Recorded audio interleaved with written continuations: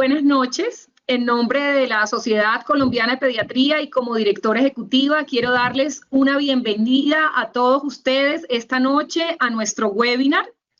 Y queremos contarles que a partir de este momento, los webinars de la Sociedad Colombiana de Pediatría, a los que ustedes se conectan cada miércoles y en algunas ocasiones, como en esta semana, miércoles, jueves, desde ahora van a sumar puntos a nuestro programa de recertificación PRECEP. Quiere decir que sea un motivo adicional para acompañarnos en todos los webinars que venimos transmitiendo y que de verdad son en temas relevantes y de mucho interés para los profesionales de la salud, en especial para nuestros pediatras. Hoy sin duda estaremos acompañados de un gran ponente con un tema de mucho interés, como es el doctor Karim Nader, médico cirujano especialista en telecomunicaciones, quien nos dará una gran visión de esto que venimos en este momento enfrentando a través de la pandemia, que es todo lo que tiene que ver con telemedicina, con consulta virtual y bueno, una cantidad de conocimientos que estoy segura el doctor nos transmitirá esta noche desde su experticia. Doctor Karim, bienvenido a la Sociedad Colombiana de Pediatría, a nuestro webinar y gracias a Dolex y a Advil que hoy patrocinan esta importante conferencia. Muchísimas gracias, Gloria. Le agradezco muchísimo esta invitación. Mis agradecimientos también a Paola Sabogal, a Fernando, a Oscar, los ingenieros y a los médicos pediatras. Muchísimas gracias por tenerme con ustedes en estos momentos. Como lo decía el título del webinar que programó la Sociedad Colombiana de Pediatría,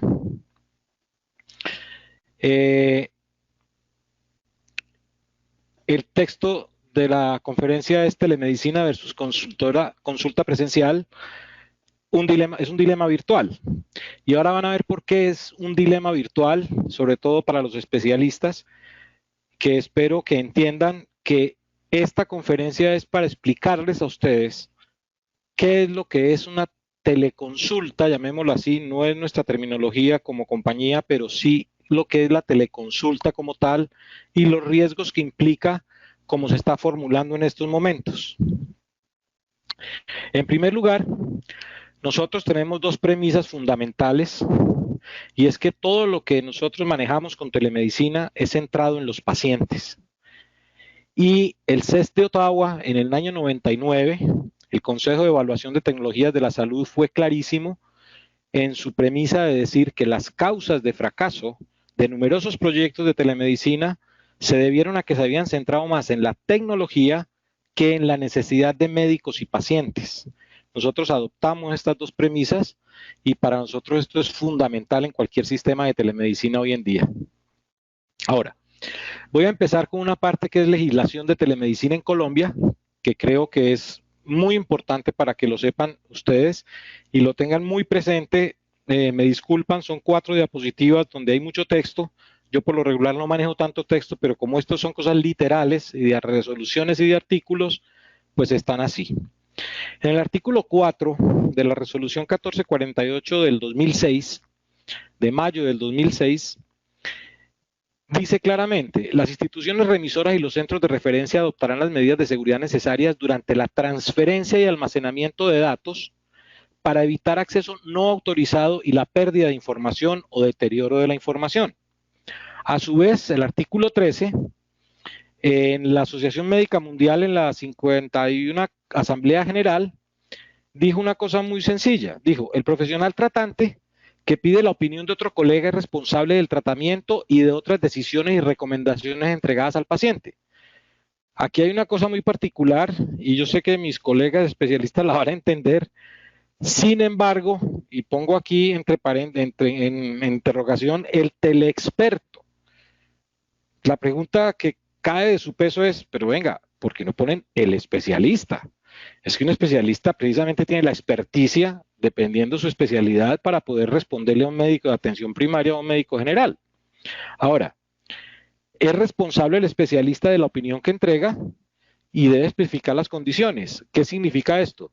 Ambos, tanto el médico de atención primaria como el especialista, son responsables por el paciente que se esté manejando por telemedicina. La ley 1438 del 19 de enero del 2011 del Ministerio de Salud, ¿cierto? Dice lo siguiente: fortalecer los servicios de baja complejidad. Fortalecer los servicios de baja complejidad se refiere a hospitales nivel 1 y nivel 2 del territorio nacional. Y dice que resulta imperativo la inclusión, inversión y manejo, las TIC dentro del funcionamiento de la entidad hospitalaria. La resolución del 2003, en el artículo 7, dice inscripción en el registro especial de prestadores de servicios de salud. Dicen claramente, pues obviamente esto no es un tipo de servicio, sino una modalidad de prestación del servicio. Yo les confieso sinceramente, hasta la fecha no sé qué se diferencia telemedicina con un tipo o con una modalidad de servicio. Para mí, tipo de servicio y modalidad de servicio, no sé dónde radica realmente la diferencia y no la he encontrado en ninguno, absolutamente ninguno de ninguno de los decretos y resoluciones que ha promulgado el Ministerio de Salud. Ahora, el Ministerio de Salud de la Protección Social y el Ministerio de Tecnologías de la Información y Comunicaciones están ensartados en una pelea. Y yo sí les digo aquí una cosa. Yo pienso que cuando hablamos de telemedicina estamos hablando es con un Ministerio de Salud. El Ministerio de TIC tiene sus regulaciones de informática, pero primero que todo no manejan salud. Lo dije arriba. Una cosa son los médicos y los pacientes y otra cosa son los requerimientos técnicos. Entonces, hay como una puja entre ambos ministerios y con el agravante de que quienes están en el Ministerio de TIC pues no tienen un conocimiento médico de la situación que vivimos diariamente nosotros. La legislación de telemedicina en Colombia en la actualidad.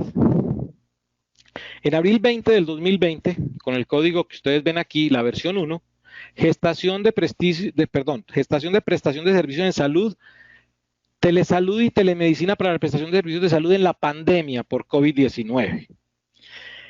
Este decreto que sacó el Ministerio de Salud tiene unas particularidades muy interesantes y se las voy a comentar. Lo que está en rojo en el segundo renglón, mediante un acceso remoto desde cualquier dispositivo con acceso a Internet, el paciente puede contactarse con talento humano en salud, profesionales y no profesionales, cosa que me parece un poco delicada, porque no profesionales puede ser sin quitarle ningún mérito a quien maneje una farmacia, sin quitárselo, ni más faltaba, pero a ver, con profesionales y no profesionales, y así quedó textualmente. Entonces, ¿qué pasa? En el punto 6 dice que hay una autorización transitoria de servicios en la modalidad de telemedicina durante la contingencia del COVID-19. Me disculpan, aquí tengo un paréntesis que no quedó bien.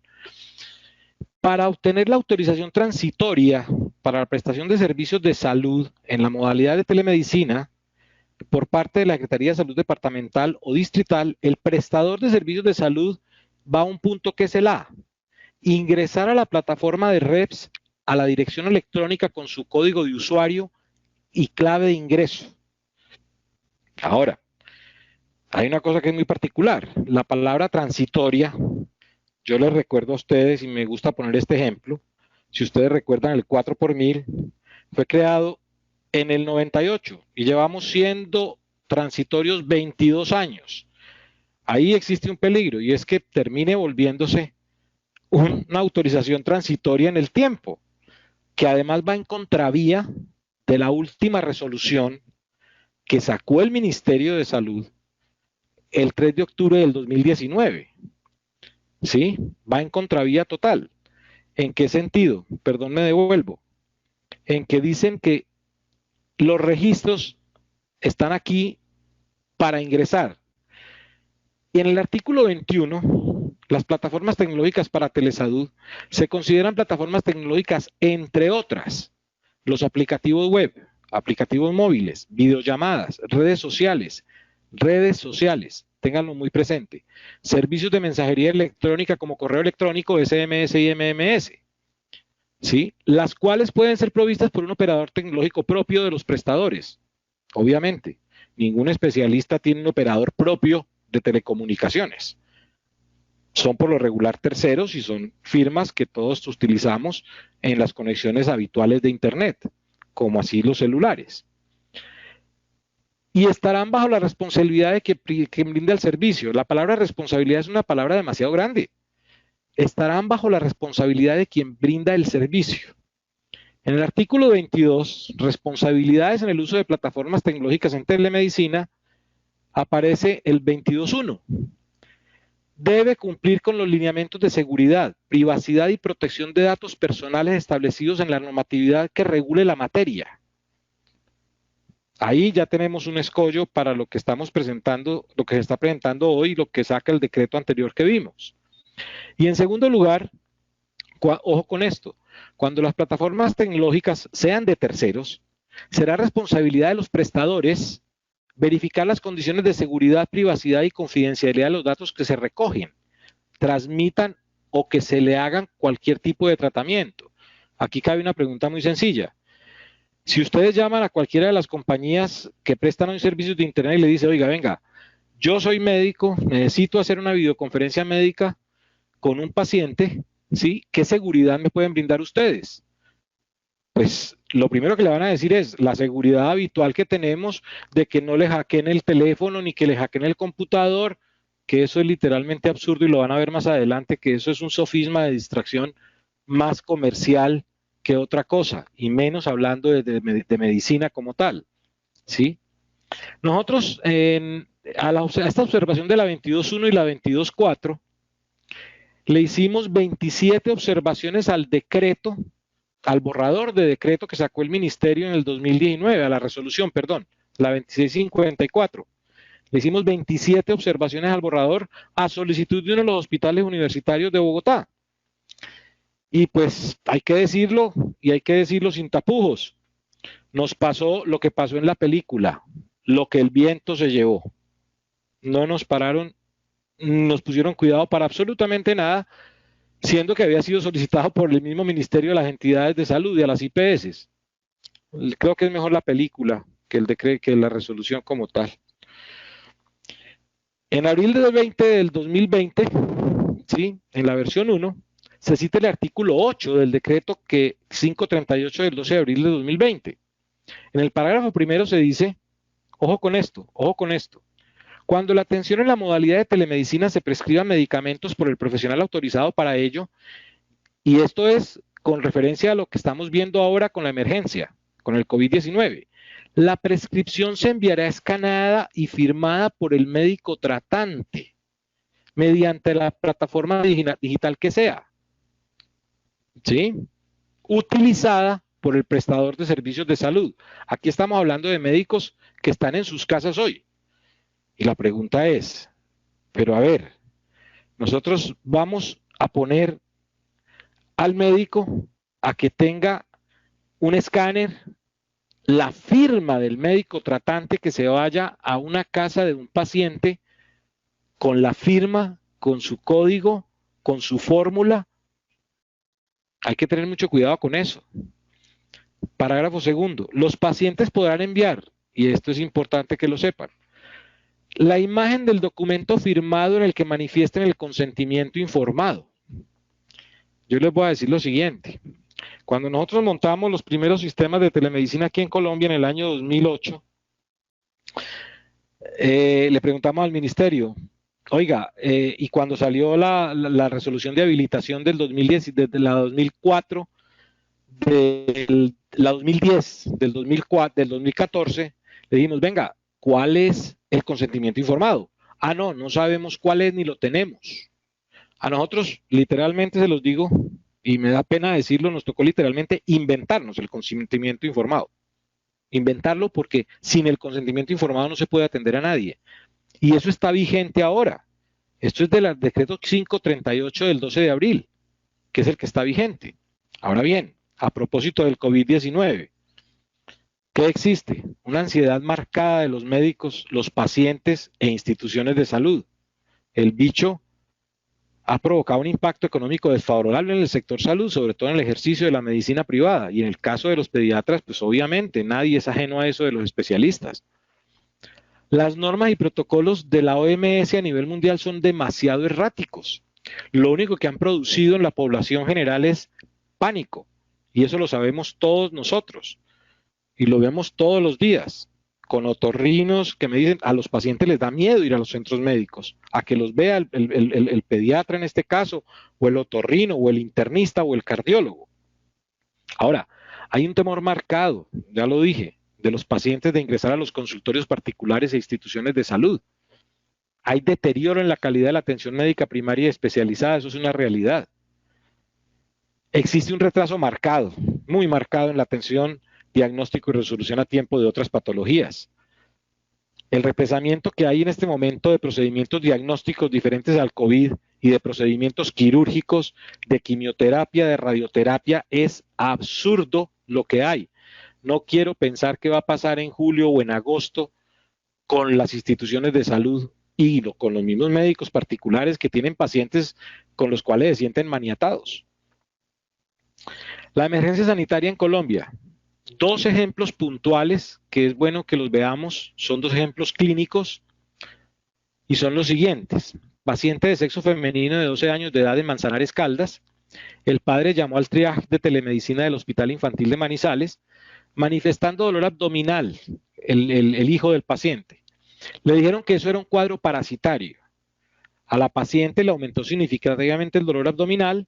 El padre en el desespero llamó a los bomberos de la vereda donde se encontraba, ¿sí? En Manzanares, y fue trasladada a la ciudad de Manizales, del municipio de Manzanares a Manizales. Una vez ingresada se diagnosticó un abdomen agudo con un cuadro infeccioso severo abdominal, derivado de una apendicitis perforada. La paciente permanece en la UCI hoy, con el abdomen obviamente abierto por la sepsis que tenía. A la fecha está en la UCI. Y el segundo caso también es muy similar. Paciente de sexo masculino de 7 años de edad, en una vereda de Salamina, Caldas, se realizó igualmente triage en el Hospital Infantil de Manizales, y esto es lo más curioso. La persona que realizó el triage, que era en el hospital, le pidió el favor al papá que le palpara el abdomen y que determinara cuánto le dolía el abdomen al paciente de 7 años. El padre obviamente no supo qué responder. Le dijeron que posiblemente era una gastroenteritis. Igualmente, en su desespero como padre, y eso lo conocen los pediatras mejor que nosotros, la llevó al hospital de Salamina y fue diagnosticada con una apendicitis aguda y la trasladaron a Manizales. Se procedió a la intervención quirúrgica de rigor y también está en la UCI.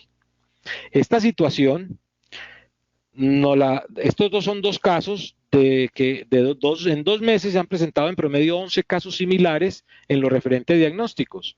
Esta información me la suministró amablemente el doctor Oscar Salazar Gómez, médico cirujano pediatra del Hospital Infantil en Manizales. Esta información me la entregó el 16 de mayo del 2020. Ahora bien, seguridad informática en salud. Ustedes ven aquí entidades nacionales, internacionales más que todo, como la Casa Blanca, el Pentágono, la Unidad de la Reserva Federal de los Estados Unidos, el Servicio, la Agencia Nacional de Seguridad, la misma CIA, Goldman Sachs, Wall Street. Por último, la última fue en Alemania, con el Parlamento alemán, donde a toda esta gente, con las herramientas actuales de Internet, le han hecho penetraciones de hackers. Nosotros no somos ajenos a eso. Nadie es ajeno a una penetración de hackers. Nadie, absolutamente nadie. En el Parlamento alemán terminaron hackeándole el computador completo a la señora Angela Merkel y a todos los parlamentarios, los correos, absolutamente todo. Entonces, aquí empezamos a hablar de una cosa que es seguridad informática en salud y en telemedicina, que es bastante delicada, bastante delicada. Tenemos un problema grave todos los médicos hoy en día, que es el doctor Google. ¿Sí? Esto, por ejemplo, son datos que da el mismo Google. Cuando usted pregunte a Google acerca de síntomas como dolor de cabeza en un solo lado, lean esto, le mostraremos una lista de condiciones relacionadas, migraña, sinusitis, resfriado común, para síntomas individuales como dolor de cabeza. Ojo pues, le ofreceremos una descripción resumen junto a información sobre opciones de autotratamiento. Lo dicen en Google. ¿Sí? El Journal of Consumer dice que quienes usan Internet, para autodiagnosticarse interpretan mal sus propios síntomas, obviamente. Y estamos en una etapa muy dura, y más ahora con el COVID-19, que se está presentando los ciberhipocondríacos. Ya se adoptó esa palabra y ya quedó esa palabra en el lenguaje médico. En el 2008, lo dijo Microsoft, las personas que hacen un autodiagnóstico tienden a automedicarse. Pues obvio, obvio. Y Google tiene hoy más o menos 1.6 millones de historias médicas de pacientes en la nube. Está otra cosa que es el doctor WhatsApp, que esto sí es para ir corriendo. Aquí una doctora pediatra, yo obviamente no voy a poner el nombre, le pidió en su estado de WhatsApp a la gente que no le manden imágenes de sus hijos para solicitar un diagnóstico a distancia. Y le mandaban cosas como estas, este pañal. Es absurdo, literalmente absurdo. Eso casi que roza con un insulto al médico pediatra. Ahora, ¿qué tienen en mente aquellas personas que contactan médicos a través de las redes? Y hay que entender los pacientes y las personas. La rapidez y la inmediatez con la posibilidad de evitar ir a una sala de emergencias, o en todo caso, la ayuda para decidir si es necesario o no acudir a una. Pero es que esto tiene tanto de largo como de ancho, porque uno como médico, ¿qué le puede decir al paciente? Hombre, váyase por urgencias, pero cuando uno trata de tener un concepto clínico lo más certero posible con lo que está hablando por un teléfono, por un WhatsApp o por una red social, y trata de ser lo más exacto posible, pero tú no estás viendo al paciente, ni lo estás examinando. Otra de las cosas que se presentó es el doctor Happy. Esto fue muy simpático. Esto fue la ETB que lanzó Happy. Sí, la lanzó en el 2015. Y dice así muy claro, son palabras de ellos, no mías. El servicio se basa en un portal web. Los usuarios pueden interactuar con los médicos a través de videollamadas de alta definición, chat, mail o por teléfono. Con médico en tiempo real. El portal también le permite al suscriptor compartir imágenes y archivos con el médico, que lo atiende de manera remota en tiempo real. Al momento de activar el servicio, los suscriptores de Happy tienen la oportunidad de crear con la ayuda de un médico en línea un expediente electrónico por cada miembro registrado de la familia, en donde pueden concentrar toda su historia clínica. Todos sabemos que la historia clínica es confidencial y es del paciente. Nosotros inclusive en los consultorios, ustedes en los consultorios, las historias que tienen de los pacientes, ustedes son los custodios, no son los dueños, y eso lo dice la ley nacional e internacional. Y fueron muy sugestivos. El precio de la suscripción era de 18,000 pesos con IVA incluido. Esto fue en diciembre de 2015, ya están un poquito más caro, ¿cierto? Pero pues yo simplemente les estoy poniendo esto sobre la palestra de que, hombre, estamos en una situación muy complicada y yo no sé si es que a los médicos a veces, y sobre todo a los especialistas que se han tenido que rayar la cabeza haciendo una especialización, esas subvaloraciones que nos dan en el ámbito nacional, es aterrador. Pero también Happy es muy democrático, miren esto, tiene una atención bastante democrática. O hablar con un veterinario sobre la salud de su mascota, entre muchas otras opciones. ¿Qué está haciendo furor en medicina? Hay 923,000 portales. Ustedes pueden ingresar a Chrome, a Google, donde quieran, donde coloquen, yo creo que ya van más, y más ahora con esta situación. Atención médica virtual. Y aparecen 923,000. ¿Sí? 923,000 páginas. Y aquí empiezan a caber una cantidad de preguntas. Primero, seducen a los pacientes con pagos mínimos y con tarjeta de crédito. Exponen simpleza con login y password.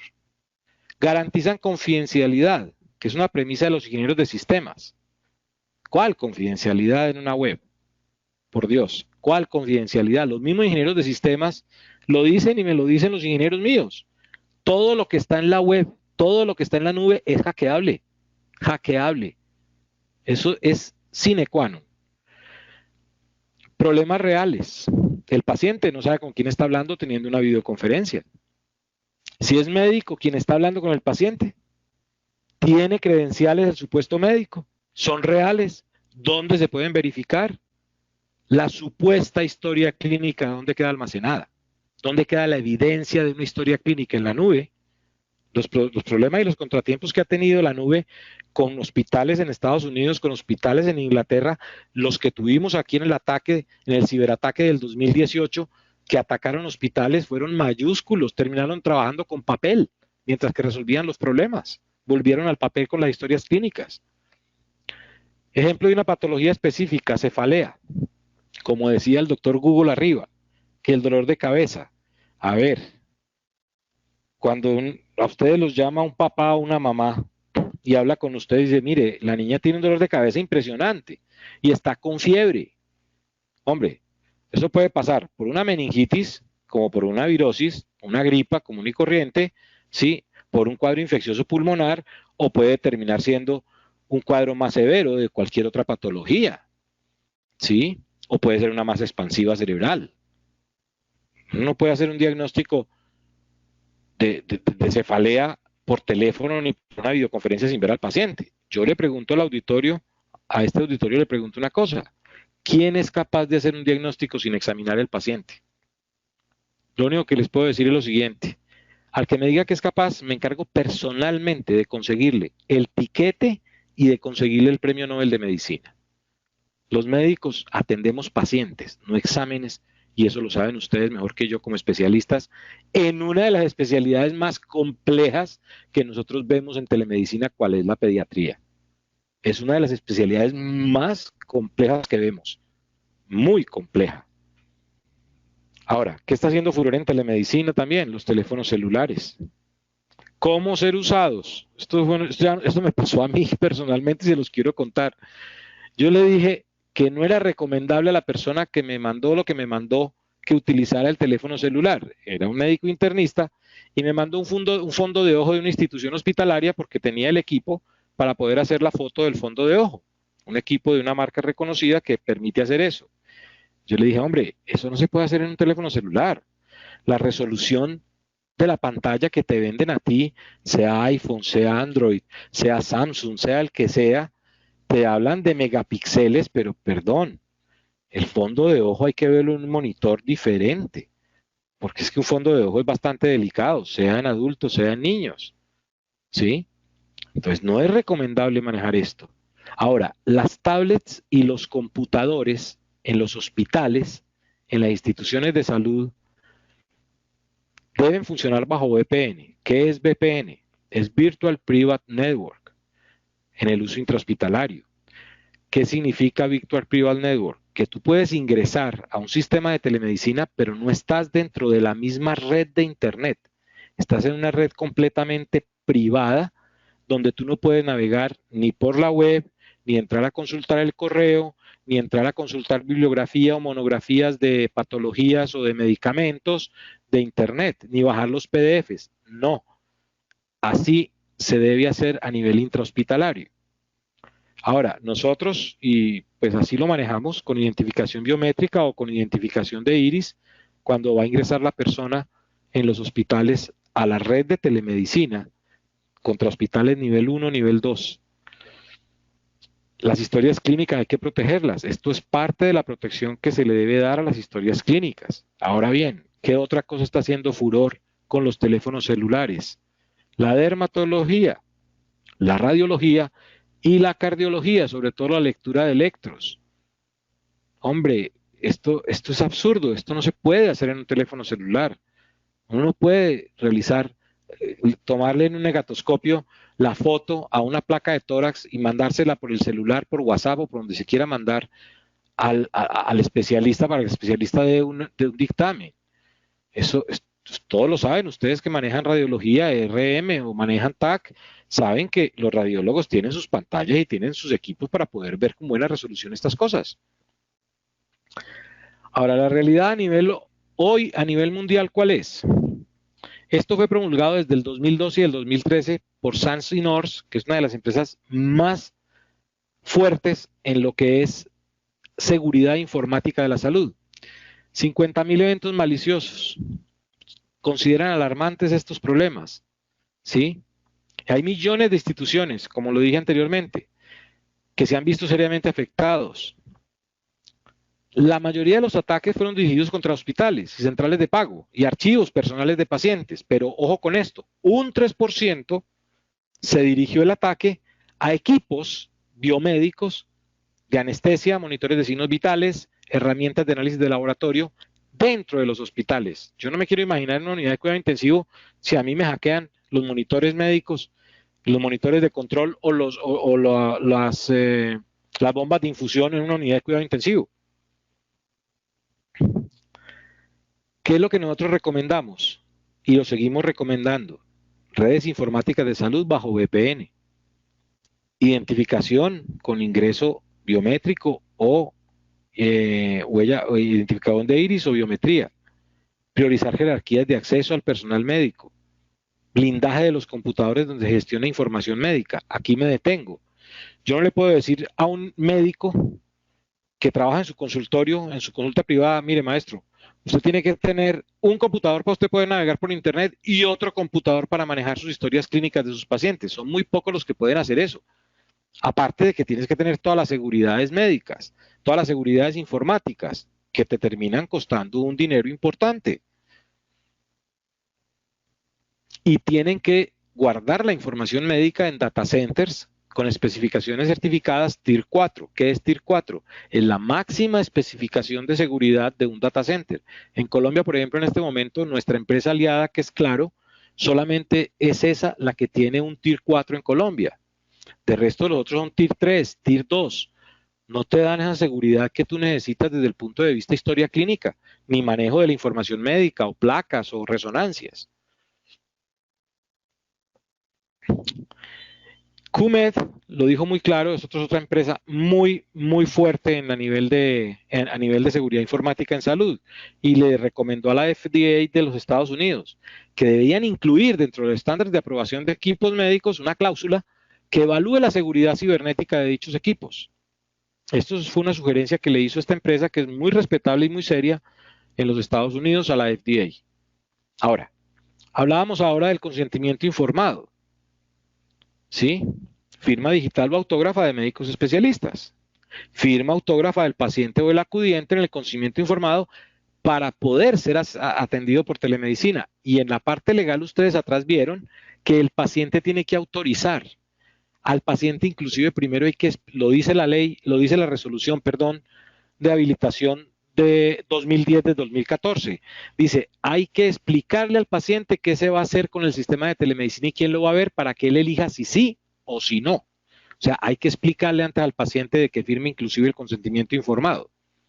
Y esta galleta de consentimiento informado, pues, en manos de un médico en su casa, que en este momento no puede irse para el consultorio porque no le va a nadie, ponerse a funcionar con un, a ver, fírmeme. Ahora, la pregunta del millón. Sí, listo, yo le mando el consentimiento informado para que me lo firme. ¿Y el paciente qué le va a decir? Doctor, ¿y cómo hago para mandárselo? ¿Cómo hago para volverle el consentimiento informado? Con una foto de WhatsApp, un consentimiento informado. Hay que tener cuidado con esto. Ahora, este es el gran dolor de cabeza de todos ustedes y de todos los médicos especialistas que hay en este momento en el territorio colombiano, el MIPRES. Aquí hay cosas muy particulares. El 31 de agosto del 2016, en el artículo 3, dice, el profesional de la salud designado por las instituciones prestadoras de servicios mediante el aplicativo dispuesto por este ministerio, que corresponde a un mecanismo automatizado, ojo con esta palabrita, y dice, en el que se reportan los servicios o tecnologías en salud prescritos que no se encuentren cubiertos por el plan de beneficios en la salud con cargo a la UPC. O sea, lo no pos. Le pusieron otras palabras. Yo, en su momento, y ese artículo está completo en la revista del hospital, si alguien lo quiere ver, porque es un artículo donde analicé uno por uno los artículos de MIPRES. Es mejor que entren en su momento a la revista del hospital, y ahí en la parte de blogs encontrarán el blog Telemedicina al Día, y ahí van a encontrar del año 2017 el análisis que se hizo a MIPRES. Y yo les hice yo hacía estas preguntas. Aplicativo dispuesto por este ministerio. ¿En qué data center mínimo Tier 4 está alojado ese aplicativo para ustedes hoy? Lo segundo, ¿quién o quiénes son las personas autorizadas por el Ministerio de Salud para bajar el aplicativo? ¿Dónde queda registrada la constancia de la persona que bajó el aplicativo? ¿El aplicativo se baja desde la web? De ser así, es sabido en el mundo entero que los programas bajados de la web, todos sin excepción, son fácilmente hackeables. por piratas informáticos, nacionales e internacionales. Los piratas informáticos están en todas partes y eso me lo pueden corroborar los dos ingenieros que tienen ustedes hoy, tanto Fernando como Oscar. Ahora, si no es vía web, como lo he escrito en el punto 1, ¿cuáles son los protocolos de seguridad? Y esto se lo insisto yo en el artículo que escribí, se lo insisto al Ministerio de Salud. ¿Ustedes por qué están derivando una responsabilidad del ministerio en un tercero, como lo dicen aquí? Ellos dicen, por ejemplo, yo les pregunto, ¿cuáles son los protocolos de seguridad y qué anchos de banda se requieren para conectarse con el Ministerio de Salud y Protección Social de Colombia bajo VPN con el objeto de tramitar información de forma segura, de doble vía y de forma independiente por parte de cada EPS, IPS, Caja de Compensación y médicos, con el famoso aplicativo? A ver, es que es muy difícil así. Y hay un punto, 5 puntos que es todavía más doloroso de la resolución. Debido a que este es un aplicativo, y ellos lo reconocen, de alta sensibilidad basado en la información que se tramita con el mismo por parte de los profesionales de la salud, ¿quién o quiénes son las personas con nombre propio y cédula autorizadas por el Ministerio de Salud y Protección Social para consultar las bases de datos de terceros? En este caso, EPS, IPS, lo mismo que decíamos ahora, y médicos especialistas. ¿Sí? Ahora, para estas entidades y médicos es vital saber quién o quiénes tienen acceso a esta información que es literalmente privada. Es que aquí hay un problema que se los voy a describir muy sencillo. Riesgos en la formulación médica. Estos medicamentos son algunos, no son todos.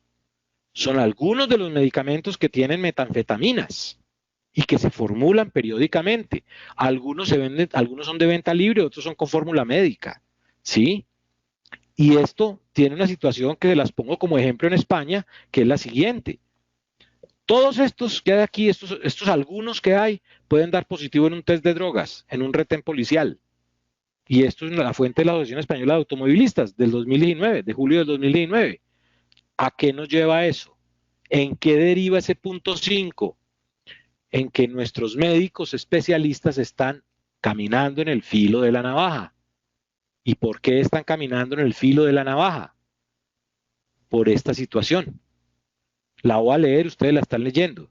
Ninguno de nosotros sabe en manos de quién pueden caer las fórmulas médicas elaboradas y firmadas por los médicos, que terminan siendo manipuladas digitalmente, con posteriores copias para fines delictivos. ¿Quién me garantiza eso a mí? Esa pregunta que le hice yo al Ministerio de Salud, le dije, venga, ¿quién le va a garantizar al médico eso? Porque es que termina pagando el pato y los platos rotos es el especialista. Porque el ministerio dice, no, es que aquí está y están los servidores. Pero a ver, ¿quién maneja los servidores? A ver, aquí se nos olvida todos los santos días que estamos en Cundinamarca y no en Dinamarca. Que aquí a cualquier empleado de mediano rango en el Ministerio de Salud, y hablemos las cosas como son, porque esto es salud y a mí me preocupa mi gente, me preocupan mis colegas. A ver, ¿quién dijo que aquí no puede una persona dedicada al narcotráfico entrar mañana o pasado mañana, sobornar a una persona de sistemas con 10, 20, 30 millones de pesos y decirle, hombre, bájame formulaciones que han hecho los especialistas sobre anfetaminas, sobre drogas que tienen anfetaminas, para fabricar metanfetaminas? Mañana cogen el traqueto, pero resulta que cuando quedaron al traqueto encontraron las fórmulas del doctor X o X o X. ¿A quién le van a caer? Es la pregunta que queda en el aire. Y eso es una realidad, esto no es invento mío. Nosotros, por ejemplo, en atención domiciliaria de hospitalización en casa tenemos una serie de ejemplos. Este es uno solo que puse para que lo vean. Nosotros tenemos, cuando configuramos esto, a solicitudes que nos hacen, el personal de atención primaria, que es enfermero y médico, médico y enfermera, pueden trabajar en su carro, llevar su kit de atención, ¿sí? Y bajo un sistema 4G VPN pueden realizar transmisión inalámbrica, ya sea un medical center o si es un grupo, una sociedad de médicos, en este caso hablemoslo claramente, los médicos pediatras pueden tener una asociación diferente a la Sociedad Colombiana de Pediatría, por decir algo, infectólogos pediatras o neumólogos pediatras.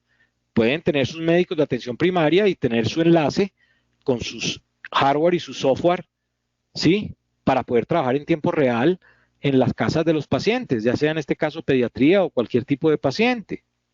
Este es más o menos lo que compone el kit. Estos son kits que nosotros utilizamos con uno de los partners nuestros en Israel, que trabaja con nosotros. Este es el background de nosotros. Nosotros en el 2004 diseñamos e integramos el sistema de telemedicina de las fuerzas norteamericanas para Bagdad, en Irak. Esto pues obviamente es confidencial del Departamento de Estado, porque esto lo hicimos con una compañía española que ya desapareció en el 2004 para conectar la zona de guerra en Bagdad y en Irak con el hospital de veteranos en Washington y con un hospital en Madrid. En el 2008 nosotros diseñamos, integramos y montamos el sistema de telemedicina del departamento del Meta. Lo integramos y lo montamos con 8 servicios. Desafortunadamente, y hay que decirlo también como es, acuerden que yo soy paisa y yo digo las cosas muy de frente, yo digo las cosas muy de frente. Desafortunadamente por corrupción esto se fue al piso. Esto lo estaba manejando el departamento y esto se fue al piso cuando hubo cambio de gobernador. En el 2009 nos invitaron en el Children's Hospital y diseñamos un sistema de telemedicina especializada que es muy distinto a lo que acabamos de hablar entre Qatar y Palermo, Italia, Chipre y Dublín, Irlanda, entre hospitales nivel 3-4 con unidades de cuidado intensivo para prestarles servicios de segunda opinión especializada a estas unidades de cuidado intensivo en estos países. En Arabia Saudita les diseñamos un sistema de telemedicina móvil terrestre y aérea. Eso ya lo manejó McKinsey en Nueva York, que ya hizo el desarrollo de todo esto en Arabia Saudita con la Media Luna Roja de Arabia Saudí. En el 2014 aquí en Colombia el último sistema que montamos fue el de ASMED Salud en 7 municipios de Colombia con 18 especialidades médicas. Teníamos el Medical Center con el Hospital Universitario Mayor Mederi, del cual pues yo soy profesor. Y como todo lo que sucede, pues desafortunadamente con las EPS en nuestro país, pues tuvieron problemas económicos como EPS, que pues, la que no los haya tenido, pues que alce la mano, y tuvieron que detener su sistema de telemedicina. Ahora, ¿qué ofrecemos nosotros? Soluciones integrales en tiempo real, eso es lo que hacemos. Algunos de nuestros partners tecnológicos a nivel nacional e internacional. Muchísimas gracias por la atención de ustedes, de verdad mil y mil gracias, y me gustaría saber si tienen algún tipo de preguntas, que por favor me las formularan, si son tan amables. Doctor Karim, sí, muchas gracias a usted. Acá hay varios agradecimientos de la conferencia, realmente muchos agradecimientos por toda la información. Y hay una pregunta, dice, puede que la pregunta, o mejor dicho, la respuesta suene un poco obvia, pero dado que la telemedicina tiene una legislación diferente a la consulta presencial, uno se imagina que la responsabilidad legal también es diferente. La pregunta es, ¿hasta dónde llega la responsabilidad legal de una consulta por telemedicina, dadas las limitaciones como, por ejemplo, hacer el examen físico? Muy buena la pregunta y no es obvia la respuesta. A ver, partamos de un principio. Cuando yo tengo un paciente que tiene un cuadro clínico X, llámese pediátrico, llámese adulto o adulto mayor, y yo converso con el paciente y hago la evaluación de antecedentes y hago toda la información demográfica, todo lo que se requiere y lo que hacemos habitualmente los médicos. A ver, cuando estoy en manos de telemedicina, tengo aún más responsabilidad, desde el punto de vista de responsabilidad. Legalmente, como lo dije anteriormente, tanto el médico tratante de atención primaria, llamémoslo para que me lo entiendan, un médico general o un médico rural, es tan responsable él como el especialista que emite su opinión respecto al cuadro. Lo que pasa es que si yo le digo al paciente, si yo le digo al médico de atención primaria, hombre, ¿cómo está el abdomen de ese paciente? Porque se supone que el médico de atención primaria pues sabe semiología, pues ya está haciendo rural o es un médico general, ¿sí? Y el médico le relata al paciente qué encontró, el médico especialista, qué encontró en el paciente, y aparte de eso está pues el hardware y el software requerido para telemedicina, que es múltiple. Pues nosotros manejamos 43 aplicativos de telemedicina con hardware y software.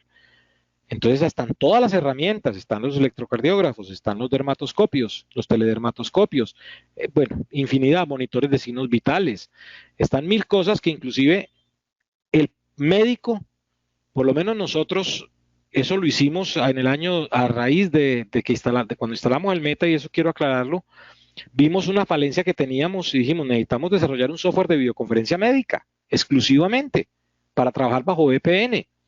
Y lo desarrollamos, nos demoramos 7 años, pero el software te permite a ti, primero, tener la videoconferencia, como en este caso lo estamos haciendo, obviamente, por una webinar, pero te permite también lo que estamos haciendo, compartir en pantalla en tiempo real un monitoreo de signos vitales, un electrocardiograma en tiempo real con el software de electrocardiografía, examinar unos oídos, una nariz y una garganta en tiempo real con los equipos adecuados y que lo esté viendo el especialista.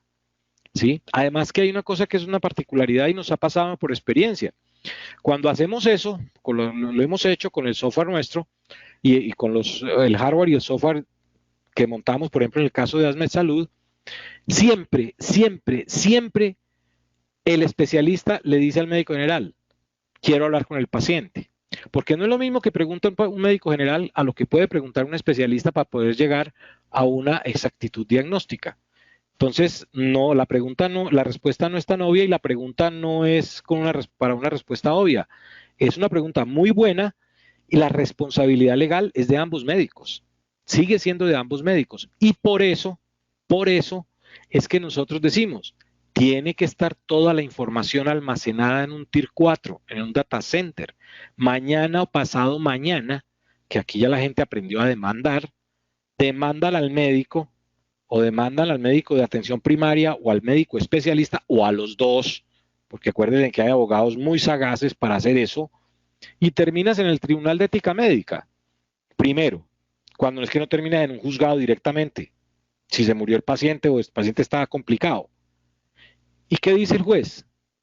Necesito la historia clínica. Doctor Nader, ¿usted qué fue lo que dijo? Doctor Fulanito, ¿usted qué fue lo que dijo? No, que yo le dije que hiciera esto. No, que él me dijo que hiciera esto. Un momentico. Por lo menos en el caso nuestro, yo no estoy hablando de otro software. En el caso nuestro, nuestro software graba todo lo que pasa en la pantalla. Video, audio, lo que se muestra, lo que se formula, queda almacenado absolutamente en un medio magnético. Ah, señor juez, aquí está.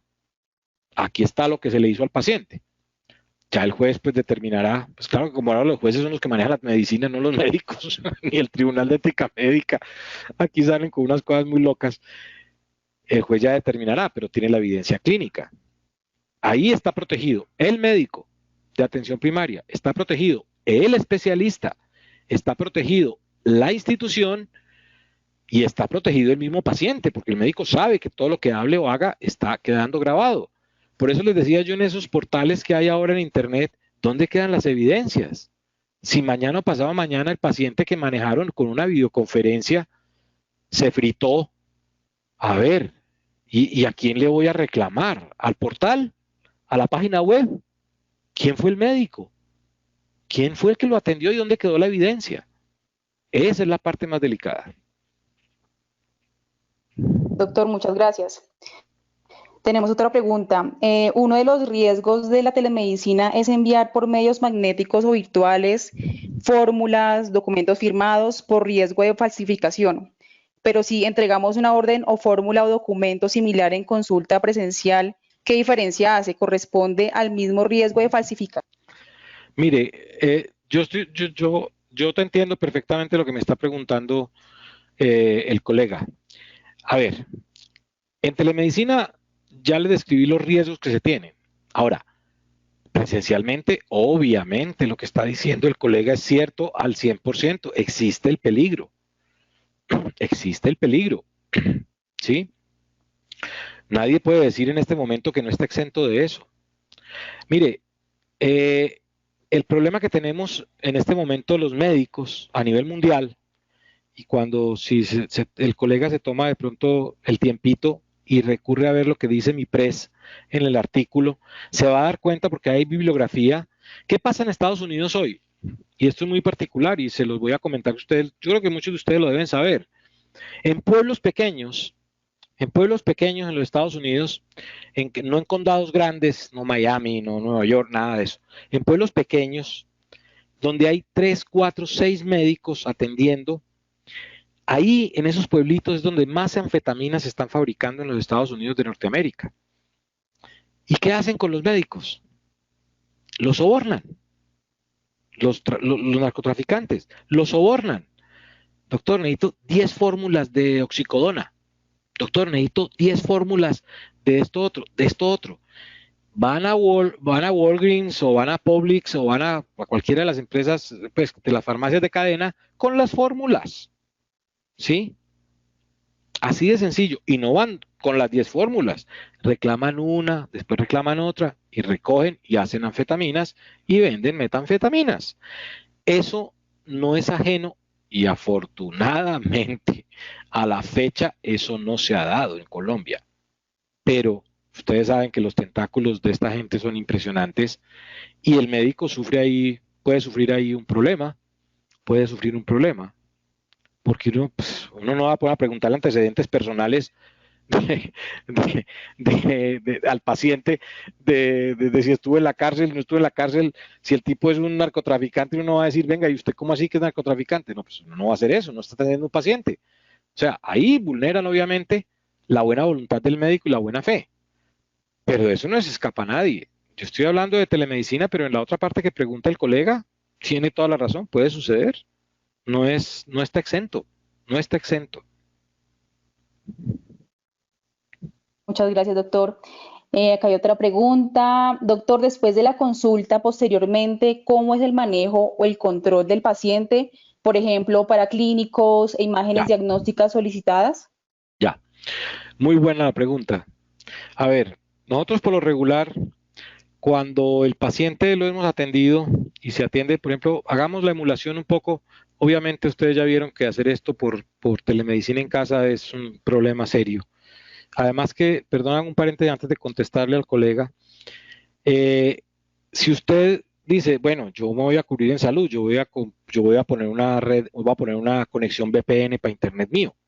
Sí, perfecto. ¿Y para qué te va a servir? Para nada. Porque con quien estás interlocutando al otro lado, que es un paciente o el papá o la mamá de un paciente, no tiene VPN, tiene una unidad, tiene un servicio web, un servicio de internet común y silvestre. Entonces te gastas $1.000.000 pagando mensualmente una VPN en tu casa y estás sufriendo el mismo problema porque no está blindada la cadena. Ahora, ¿qué se hace en los casos, por ejemplo, en que se hace el control? Nosotros tenemos una política muy sencilla. En los sistemas de telemedicina que hemos montado, máximo los especialistas, porque ya entra en manos del especialista el manejo del paciente, el paciente puede ocurrir dos cosas con él. Se puede seguir controlando en su lugar de residencia, ¿sí? Se puede seguir controlando y se le programan las citas. Los software que nosotros manejamos, el software nuestro maneja su agendamiento de citas. Entonces, dentro de 15 días lo tengo que volver a ver. Listo, se le programa la cita. Y el médico general que está allá sabe que dentro de 15 días hay que hacerle un control. Otra cosa, la resolutividad del caso, del paciente. Porque una cosa es atender, otra cosa es resolver el problema. Si el problema es un problema que se puede manejar en el hospital nivel 1 o nivel 2, o se puede hospitalizar allí y se le hace un control al otro día, o al segundo día, o al tercer día, pues no hay problema. Pero si el paciente, nosotros tenemos por norma que máximo, en 10 días ser resolutivo. ¿Y resolutivo con qué? Si envío este paciente a un hospital nivel 3 o nivel 3-4 para que lo sigan manejando. ¿Qué sucede ahí? Hay una gran ventaja. En caso de las EPS hablo yo. Ese paciente no te lo van a rechazar en un hospital nivel 3-4 porque va remitido ¿por quién? Por el especialista. Si lo remite el médico general que por lo regular está asustado con una epigastralgia que piensa que es un infarto y llega allá y era una epigastralgia, primero el médico quedó como un cuero, si no es que lo llaman y pegan una vaciada. Pero si lo está remitiendo el especialista, no te lo van a devolver. ¿Sí? Eso es, llamémoslo la trazabilidad del paciente en un momento determinado. Uno lo puede seguir manejando en casa, pues obvio. De hecho, hospitalización en casa es excelente, además que descongestiona los hospitales. Perfecto, doctor. Acá mencionan algo, bueno, agradecen por la conferencia, doctor. Dice el doctor que con tanto decreto ya pues no saben qué hacer. La Estamos de pregunta es acuerdo. ¿cuál sería la manera más, cuál sería la manera más adecuada y segura para poder seguir asesorando a los pacientes, sobre todo de consultorios privados, entendiendo que la mayoría de los profesionales son independientes?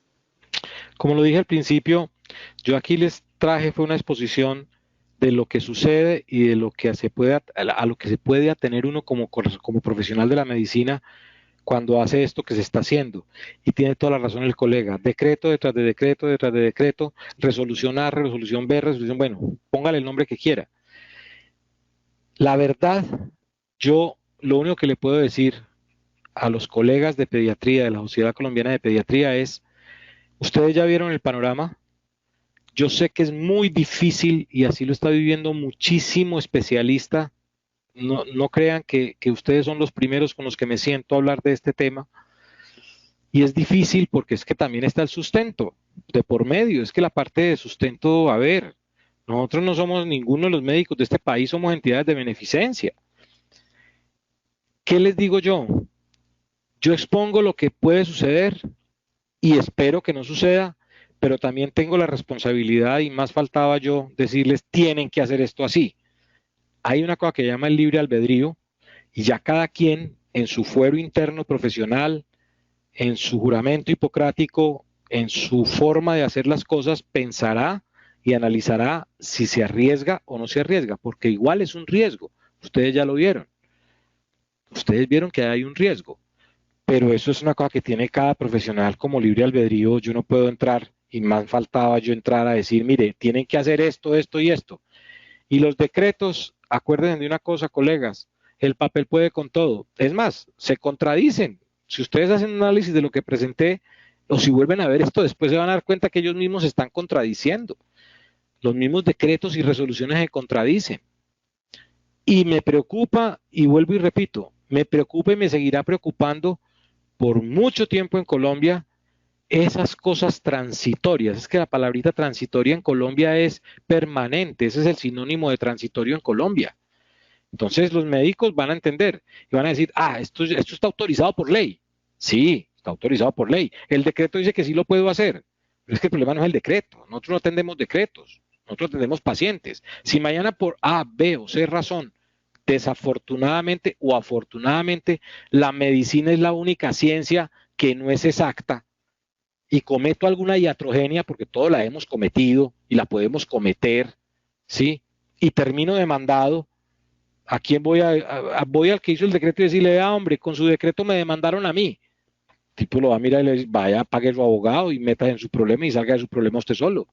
Aquí no hay quien nos defienda. Esa es una realidad. Muchas gracias, doctor. Acá hay otra pregunta. Teniendo en cuenta las dificultades de seguridad con los software para telemedicina, ¿es mejor hacerlo siendo parte de una institución o de un hospital que hacerlo desde un software económico adquirido por un médico particular que tiene una consulta privada? Preguntan que si hay diferencia en seguridad puntualmente dependiendo de los precios o valor de cada software. Mire, más que de primero, los software que encuentra uno que le venden a uno maravillas, mucho cuidado con ellos. Primero, el software que se utilice para telemedicina, mi recomendación, no estoy haciendo aquí nada comercial, ni el software nuestro, que es el Medical Collaboration Triage, nada que ver. Ese está aprobado por la FDA. Busquen softwares aprobados por la FDA si van a trabajar en instituciones. ¿Sí? Eso por un lado. Ahora, ¿cuál es el problema de la segunda parte de la pregunta? No es tanto el software, sino dónde se almacena el software. ¿Dónde está quedando almacenada la información médica? ¿Sí? Porque si está quedando almacenada en la nube, te llevó el que te trajo. Miren, les voy a contar una cosa de una de mis conferencias de seguridad informática en salud. El Hospital Presbiteriano, la Clínica Presbiteriana en Hollywood, Los Ángeles, en el año 2015 fue atacada por hackers. ¿Sí? Secuestraron toda la información médica porque alguien tuvo la maravillosa idea de guardar las vainas, de estar navegando en la nube con la red de la historia clínica del hospital la tenían en la nube. Secuestraron todas las historias clínicas de toda la institución.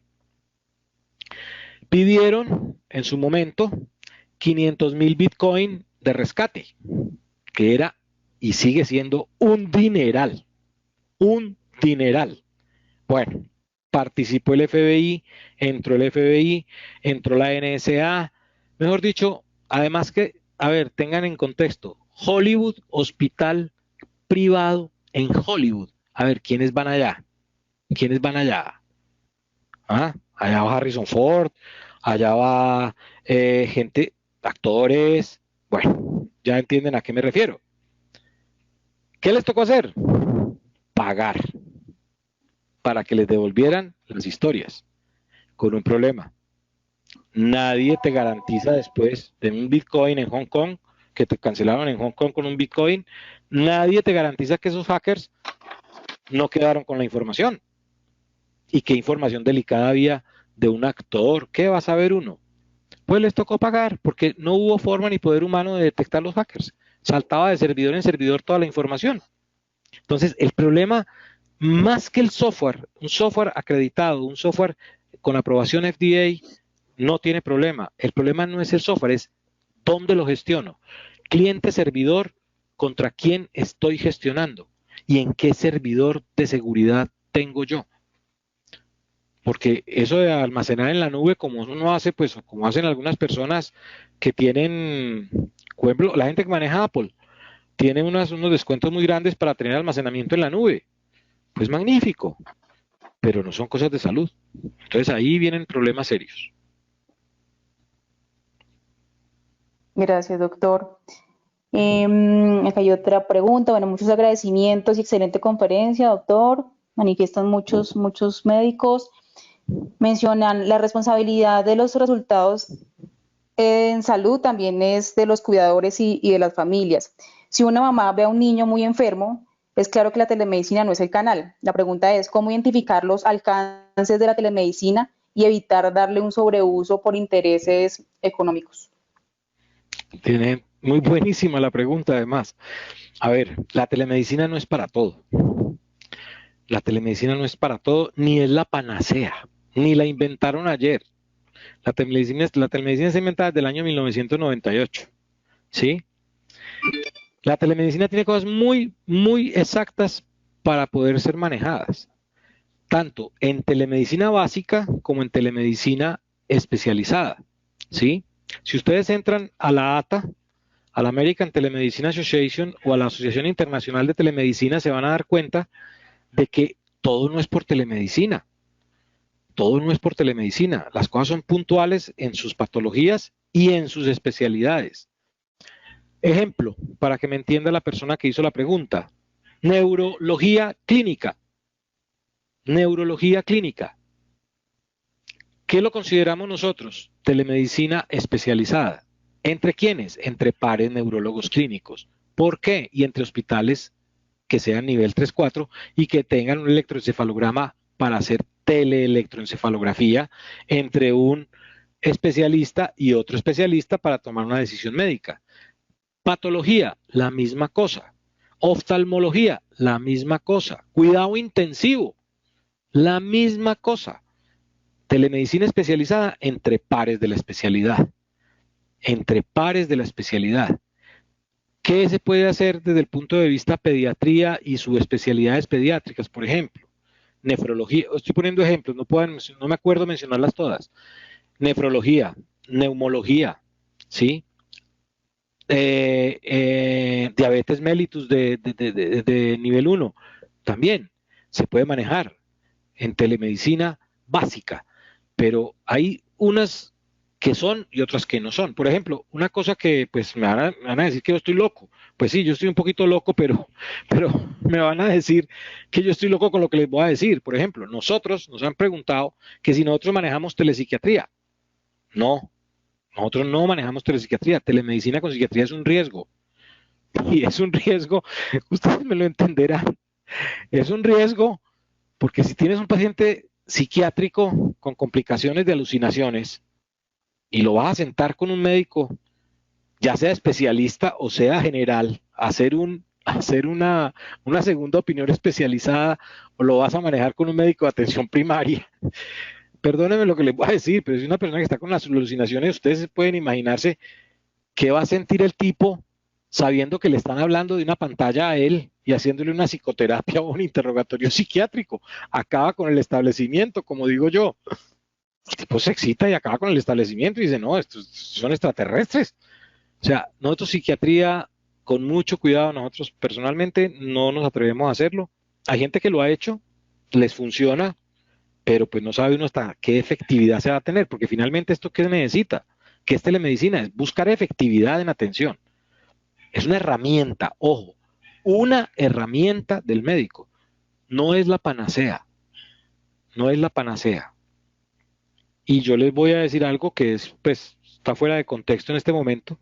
Yo tengo 6 leyes de Nader y tengo la ley de Nader 2, que dice muy claramente, en la cadena alimenticia del conocimiento médico, siempre encontrará una persona que sabe más que usted. De manera que espero que la respuesta a la pregunta haya sido del agrado del colega. Muchas gracias, doctor Nader. Otra pregunta, entonces para la aplicación de la telemedicina debe realizarse con dos profesionales de la salud, uno a cada lado de la comunicación. Obvio. Es más, si ustedes vieron atrás en una de las cosas que decía profesionales y no profesionales, yo decía, pero ¿qué es esta locura? Y debe ser entre médicos. O sea, yo no digo ni demerito ni más faltaba demeritar el personal de enfermería.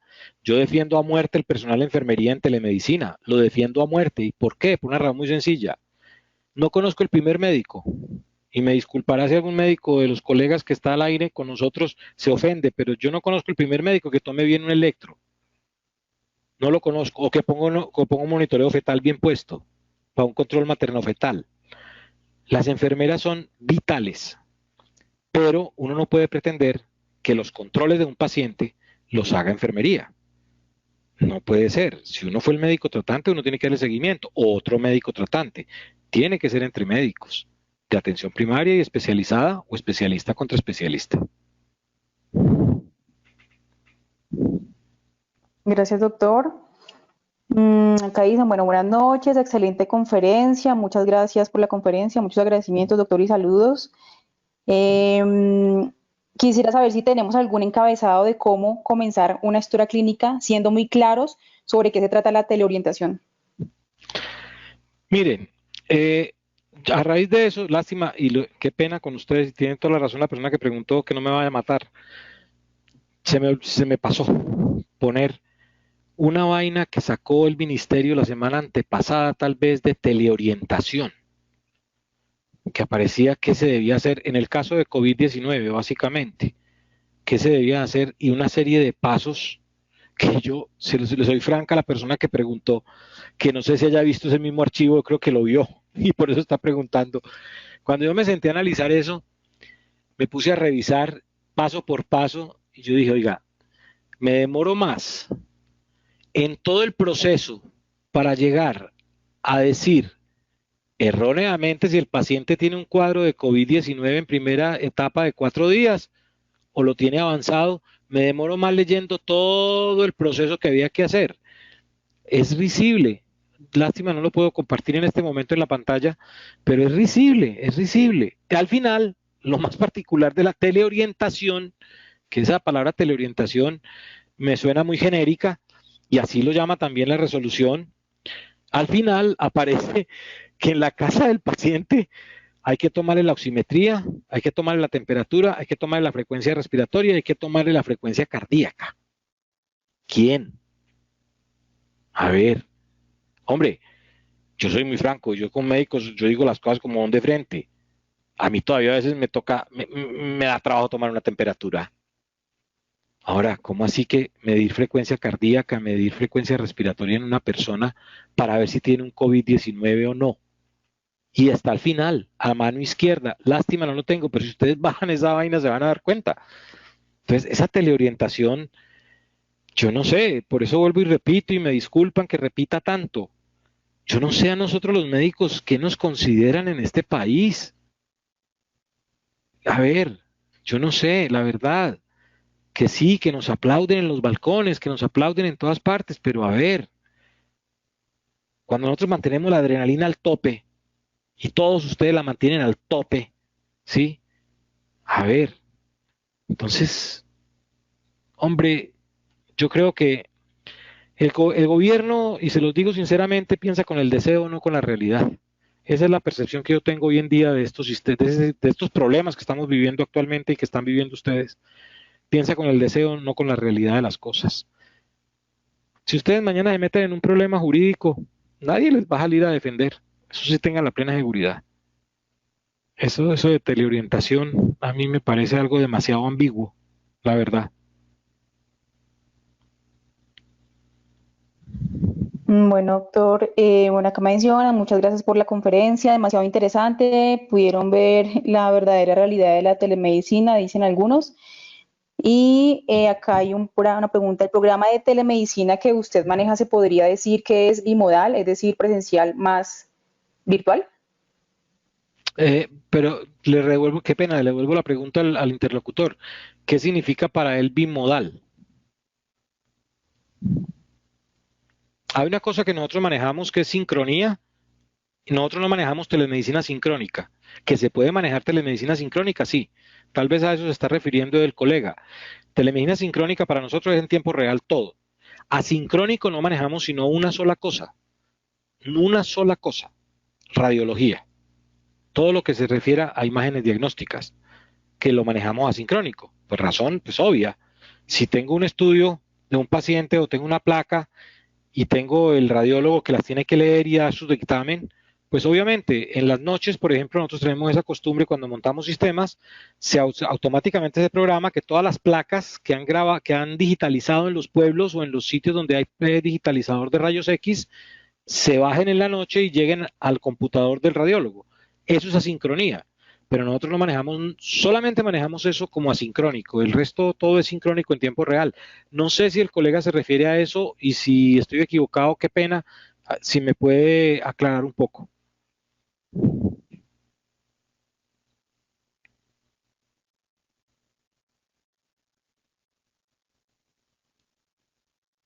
Él mencionaba, un segundito, Tranquila, yo cuando espero. mencionaba bimodal, decía que si era presencial más virtual. Es que es presencial y virtual. Mencionaba como bimodal esas dos. A ver, es claro, claro que es presencial y virtual. Presencial, el médico de atención primaria está con el paciente y el médico especialista está en un medical center. Ahora,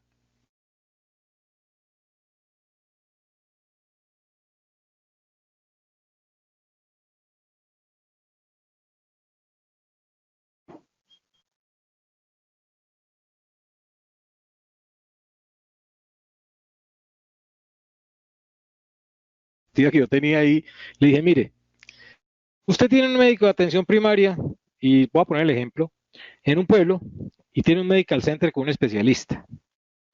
Cuando lo va a atender por telemedicina, lo está atendiendo en tiempo real.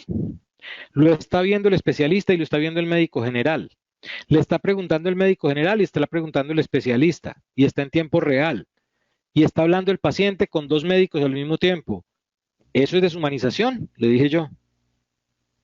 Entonces se me metió por otro lado, que fue que me habló de asincronía y le dije, no, perdóneme, pero que está hablando con gente que trabaja telemedicina sincrónica, no asincrónica.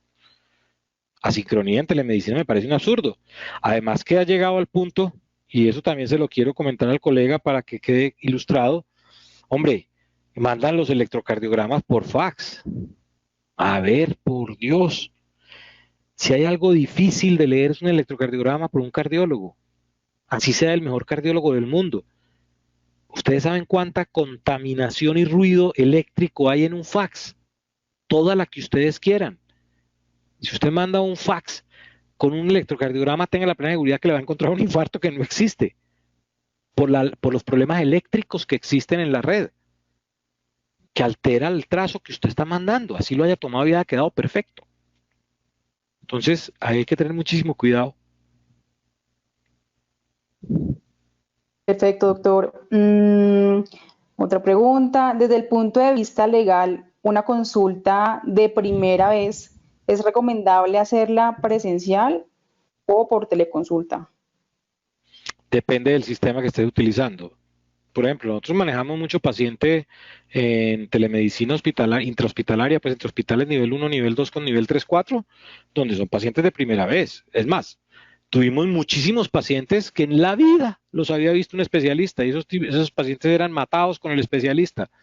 Eso le daban picos a la cámara, eso era por morirse de la risa. Pero, ¿qué sucede? Eh, Primera consulta presencial y después por telemedicina. Pues depende de dónde estés. Si estás montado en un consultorio particular, pues obviamente es preferible que hagas la consulta presencial y la historia clínica la hagas presencialmente con el paciente, ¿sí? Lo que pasa es que nosotros en la parte hospitalaria, intrahospitalaria, entre hospitales, integramos la historia clínica del hospital de referencia para poder elaborar la historia clínica de primera vez con el paciente que esté en el pueblo y queda almacenada en los servidores como paciente de la institución que tiene el Medical Center, porque es la evidencia, pues, o sea, inicialmente, y yo creo que lo que está preguntando es que si inicialmente puede atender el paciente presencial y después hacerle los controles de forma virtual, pero va a tener un problema.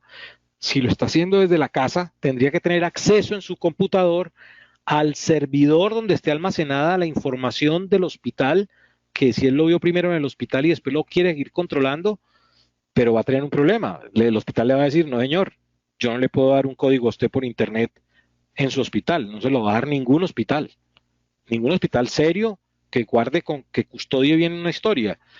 No le va a dar a la computadora que tenga en el hogar o en el consultorio, no le va a dar un acceso remoto del servidor del hospital. Eso no lo va a hacer. No lo va a hacer nadie. ¿Sí? Perfecto, doctor. Y una última pregunta, que si la consulta por telemedicina y presencial podría tener el mismo costo. Mire, yo le voy a decir una cosa y es muy particular. La consulta por telemedicina, nosotros manejamos unos rangos que son muy diferentes. ¿Por qué? Porque está involucrado una cantidad de hardware y de software que se instala en los hospitales nivel 1 y en los hospitales nivel 3, 4. Pero más o menos el promedio de lo que se cobra normalmente a nivel institucional con sistemas de telemedicina es una interconsulta que no supera, pongámoslo en dólares americanos, es una interconsulta que no supera los 130, 140 mil pesos, porque además está manejando un volumen de pacientes muy alto, ¿sí? Entonces no es costoso, no es costoso. Ahora, dependiendo de cómo se haga el contrato, obviamente. Pues yo no voy a hablar aquí comercialmente de la compañía ni me voy a poner a decir cómo hacemos los contratos y qué ofrecemos, porque ese no es el motivo de la charla y me parecería además desobligante de parte mía con los colegas hacer eso. Pero más o menos ronda eso. Y no sé en este momento cuánto esté, porque las hijas mías ya están demasiado grandes y yo hace mucho tiempo no llamo al pediatra. No sé en cuánto esté la consulta en este momento particular. No sé en cuánto esté más o menos el promedio, no lo conozco. Pero no es exagerada, no es exagerada, tengan la plena seguridad de que no es exagerada, para nada, para nada. Bueno, doctor, muchísimas gracias. Realmente ha sido muy interesante la conferencia. Por las distintas preguntas pudimos ver que la audiencia realmente estuvo muy interesada y bueno, es un tema que claramente están enfrentando todos los profesionales de la salud hoy en día más que en cualquier momento. Entonces, por supuesto, queremos contarles a todos que el webinar va a quedar en nuestra página web de la Sociedad Colombiana de Pediatría, que a partir de mañana lo podrán consultar y que además seguramente el doctor Karim Nader, que ha sido muy amable con nosotros, pues si tienen otra duda, se la podremos enviar y él nos ayudará a contestarla, ¿verdad, doctor? Con el mayor de los gustos, Gloria, con el mayor de los gustos. Y yo quiero decir una cosa para finalizar y es darle las gracias a todos ustedes y darle las gracias a todos los colegas de la Sociedad Colombiana de Pediatría. Ustedes me están dando el agradecimiento y yo al contrario, el agradecido soy yo con ustedes de haberme permitido estar con ustedes hoy. Gracias, doctor. Gracias también a nuestro patrocinador GSK con sus productos Dolex y Advil por habernos acompañado. A Paola, que no la vemos en pantalla, pero que estuvo también con nosotros todo el webinar, y a nuestro equipo técnico. Les queremos recordar además que, como les dije al principio, ya estos webinars van a comenzar a sumar puntos para su programa de recertificación en pediatría. Mañana tendremos de nuevo un webinar a las 7:30 de la noche, muy interesante. Y bueno, y así todas las semanas estaremos acompañando a todos los profesionales por nuestros canales virtuales. Muchas gracias a todos. Doctor Karim, de nuevo mil gracias y feliz noche. Feliz noche a todos y muchas gracias de verdad a ustedes. Hasta luego. Hasta luego.